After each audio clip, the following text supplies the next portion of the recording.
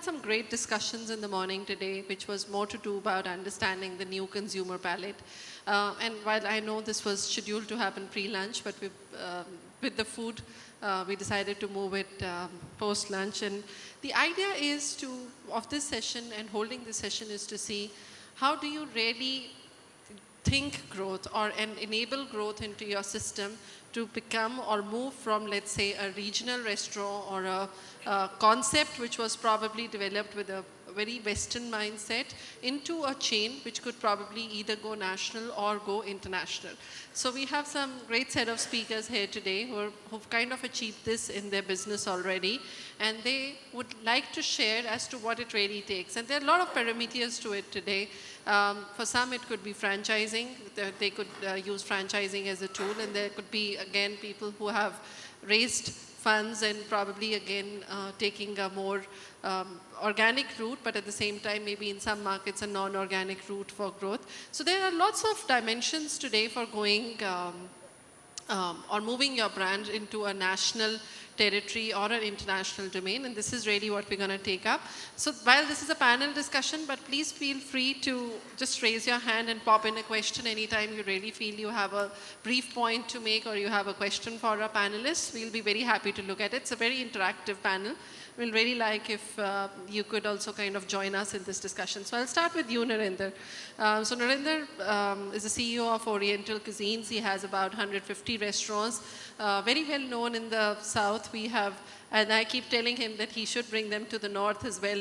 We have Delhi bellies we love to consume out here. So Narinder, with 150 restaurants, we would like to know and you did it at the time when India was probably not seeing a big chain culture outside of probably Yum or Domino's. So it's now, I think in the last 5 or 7 years, where I've seen more Indian concepts kind of going all over the place. So one, of course, I would like you to tell us how did you think this growth, and how did franchising become a strategy for you? Do you think it's a good strategy, and how have you evaluated this strategy at your end to make it possible?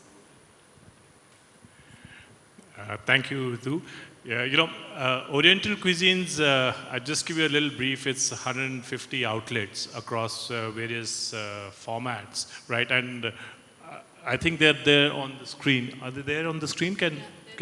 Oh yeah, I can see that. So as you can see, they're on the screen, and I'll give you a little brief of what our outlets are. And this is basically to give you a history of what we are and how we've grown.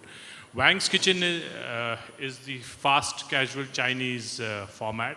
And in 3 years, it's grown to 53 outlets, to give you an indication that you can actually grow into these numbers in our country in a homegrown format. You normally hear of these kind of numbers from international brands that we will do 50, we will do 100, or we'll do 200.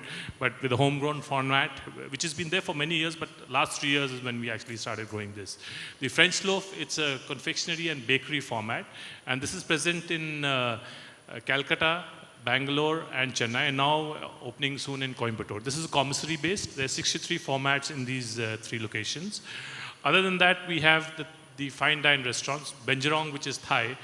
There's one in Calcutta, one in Bangalore, and one in Chennai. So 3 of those. So you've got, I think, probably the largest chain of Thai restaurants, probably, not too sure, in the country as well. There's Japanese, which is Teppen, sushi and Japanese. There's Tapas Bar, which is a resto bar.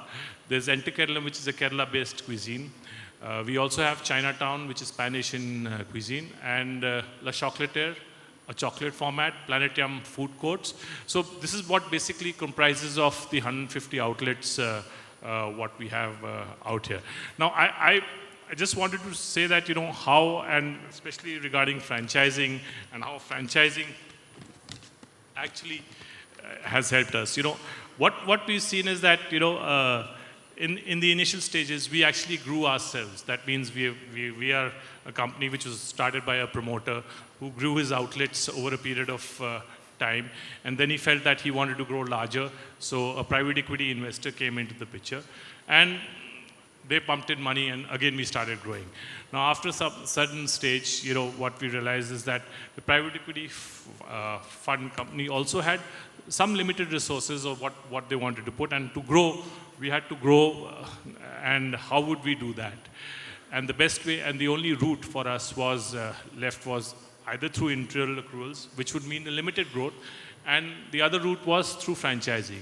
So last year, we actually started franchising our formats because we were quite confident that our formats, like I said, locally homegrown formats, which are profitable, would be quite attractive to investors. And so that's the route we've actually taken.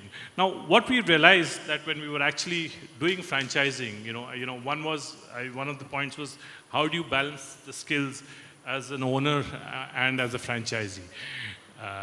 Here, I would like to say that in my previous role, I was actually operating for a multinational franchisor. So I was a franchisee for a brand, and there was two distinct ways how a franchisee looked at a brand and how a franchisor looked at a brand. A franchisee's aim, he's got passion for food in any case, but his main is profitability. He looks at the returns on investment. He looks at what are the other places where he's investing in. Is he getting the right returns or not? For the franchisor, it is growth and profit, but it is a lot about the brand. And I have what my experience has been that the franchisee is that much more profit conscious. In fact, our stores, which were franchisee stores, were more profitable than the equity stores of the franchisor, in that way. And what I've also noticed that as we have started franchising out, the entrepreneurial skills comes into the picture, and some of our franchisee stores are more profitable and do better than the stores which are being run by ourselves, because individuals are actually sitting and running and they're more focused towards profitability, right? So that's the distinct difference, the focus, the entrepreneurship which comes from there. We've also looked at franchising because we felt that it was easier for us to move to different geographies and different locations. I've had, inquiries from a South Asian country and from a Gulf country wanting to set up our stores in their location. And it would have been practically impossible, or would have meant a lot of time, effort to go to a different country, to do the research, to find out what are the trade areas, to find out what price points work, to find out what is competition, etc. And to also have the liaising strength which a person has. Now, when I went to these two locations and I actually met the prospective franchisee, it became so much more easier and so much more faster, right? So coupled with the fact that the franchisee has got entrepreneurial skills and will take your brands forward, he's also got local strengths, liaising strengths, knowledge. And I can tell you that, we would be ready to put up our formats in a different country in almost no time, just 2 or 3 months' time, what it takes to actually put up a format. Other than, then you could take the longer route of going to a different country, doing research, setting up your format yourself, and doing that. So, that is probably the reason why, foreign brands are keen to have local partners when they're franchising. What works? Sorry. Do you want to take up this point of win-win situation also? Win-win situation for franchisee and franchisor? There's a point on win-win situation for... Yeah, so I was just mentioning that. How does a win-win situation for the franchisee and the franchisor come up? And that was what my thought is, that if there is a single system working, whether it is for the franchisee or the franchisor, then it works best. So whether it is your store, whether it is a franchisee store, if it works in that single system and if you operate in that single system, then then the synergies work. Obviously, the thought for the franchisee is still going to be profitability and his entrepreneurial skill comes, and the thought and the KPI for the franchisor is going to be brand building and image and growth as such. But one system is the only system, and some of the most successful franchisor in our country are actually following that quite well. Lastly, just wanted to, would you like me to touch on the future of mall gastronomy? So I think we'll just come to the mall gastronomy. So we'll first take up more on the growth areas. Thank you, Narendra. I think a great point made there by him in terms of understanding the entrepreneurial nature of the franchisee and believing that there is a lot a franchisor can learn from the way he operates his store as well. So I'll now come to Rahul. Rahul is the founder of Beer Cafe, and has today probably one of the best beer stores that you can see in the country in terms of restaurants or eating out. And you know, the thing is that he's raised funding and he's not even into franchising, and yet his stores are growing so powerfully well. So, you know, and if and considering that we're in the modern age, Rahul, how have you used or how have you put better systems to enable that, you know, your stores across country look the same or they work the same, and how have you probably used technology to ensure that this growth really comes to happen more better for you? Good afternoon. Post-lunch, so I think slightly comatose in their own way. I'll come straight to the point. Won't blabber about the company and what we do. But one of the things what systems do is it's very simple. It's somebody said systems bring out ordinary people to do extraordinary things. So we are all ordinary people. But what does system do? It actually does it predictably.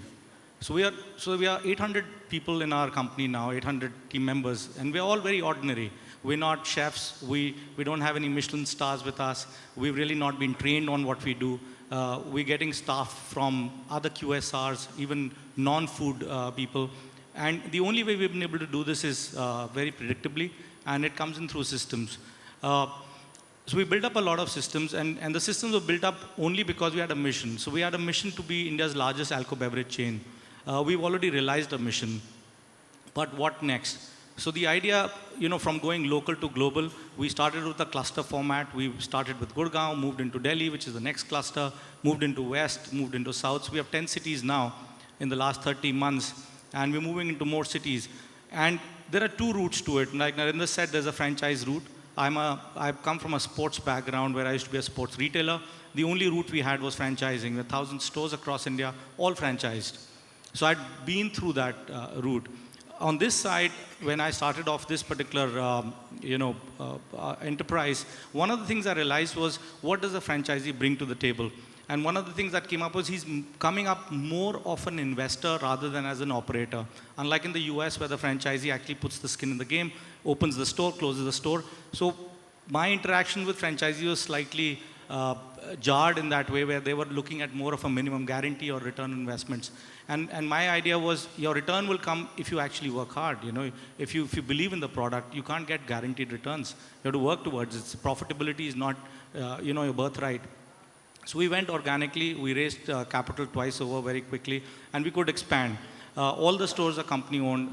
It allows us to get a good revenue. It allows us a better hold, and that is the route we've taken.